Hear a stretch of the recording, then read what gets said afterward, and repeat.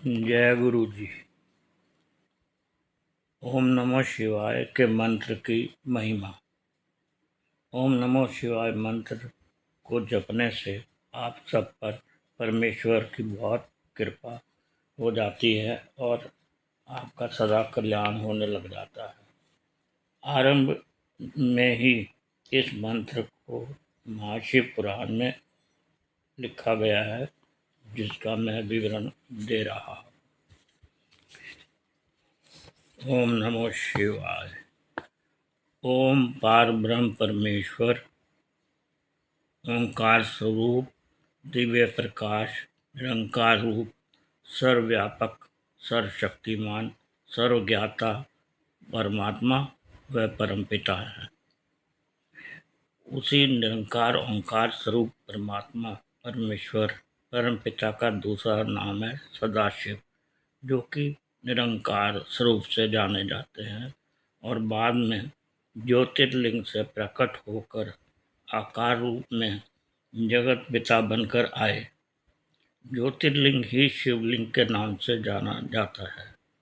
अतः सदाशिव निर्गुण स्वरूप होने के साथ सगुण रूप में भी प्रकट हुए, अर्थात वह दिव्य स्वरूप सदाशिव निर्गुण और सगुण दोनों ही है। बाद में सदाशिव महाशिव ने अपनी दिव्य शक्ति से भगवान विष्णु जी सगुण रूप में उनको अपने शरीर के बाएं अंग से प्रकट किया, काफी दिव्य गुणों के साथ प्रकट किया। इसके बाद भगवान ब्रह्मा जी को अपने दाएं अंग से कई दिव्य गुणों के साथ प्रकट किया।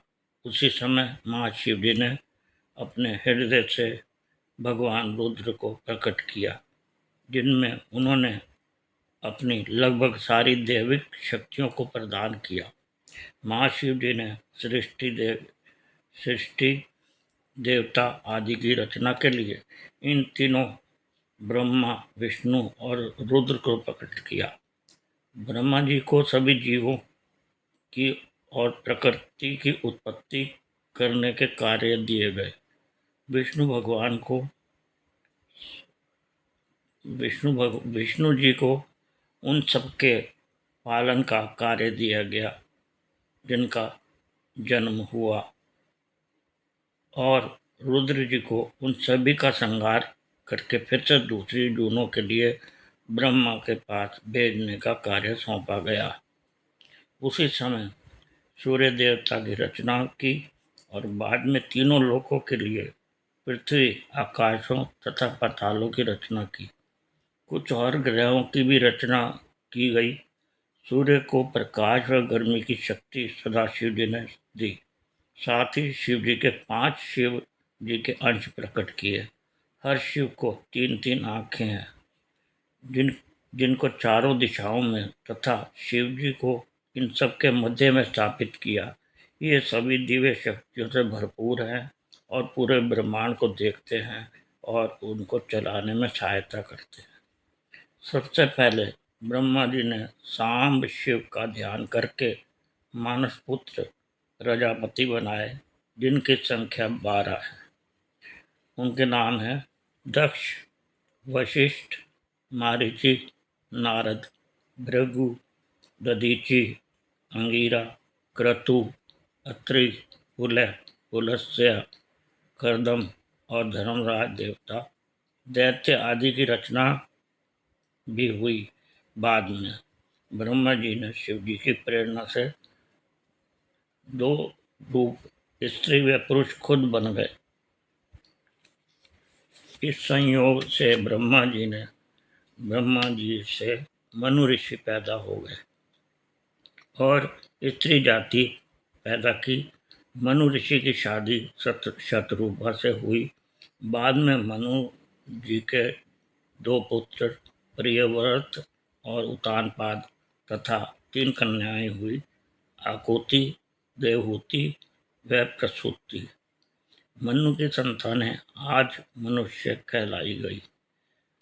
इस तरह मनु ऋषि के समय से मैथुनी जनित सृष्टि की रचना 5 तत्वों से हुई, जिनके नाम है पृथ्वी, जल, वायु, हवा और अग्नि, इन सबको इनके सबके परस्पर सम्मिश्रण से शुरू हो गई ये सृष्टि की जीवन यात्रा और मनुष्य का शरीर।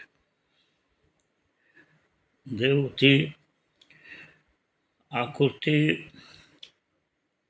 आकुति का विवाह मनु ऋषि ने प्रजापति रुचि के साथ किया। देवहूति को कर्दम प्रजापति के साथ और प्रसूति का विवाह प्रजापति दक्ष के साथ कर दिया। इस तरह मनु ऋषि के कारण उनकी संतानों को संयोग से और ब्रह्मा जी की कृपा के कारण सारा चराचर जगत अब व्यापक है। आगे चल के प्रजापति ऋषि कर्दम और दक्ष की संतानें हुई, जिसमें पुत्र व पुत्रियां थी। इन सब का विवाह बाकी बच्चे हुए प्रजापतियों में करके संयोग संबंध बनते गए, जिस कारण इस समय प्राणियों सहित 3 लोक भरे पड़े हैं। लोकहित के लिए सती दक्ष की पुत्री शिव जी की स्त्री बनी। राजा दक्ष ने अपनी 10 कन्याओं का विवाह धर्मराज के साथ कर दिया। उन्होंने 27 कन्याओं का विवाह चंद्रमा के साथ कर दिया। इस तरह 27 नक्षत्र जाने जाते हैं और विधि पूर्वक तरह से पुत्रियों का विवाह कश्यप मुनि के साथ कर दिया। इन कन्याओं के कारण अर्थात उनके संतानों से पूरी सृष्टि पैदा हुई। कश्यप मुनि के कारण तीनों लोकों में उनके संतानों के साथ साथ सभी स्थावर और जंगम जीव, देवी देवता, दैत्य, ऋषि, वृक्ष, पक्षी, पर्वत और तृणलताएं पैदा हुए। अर्थात पूरी प्रकृति पृथ्वी, सूर्य, पर्वत, समुद्र आदि को बनाने में लाखों वर्ष लगे। सेवक हिरण मदान।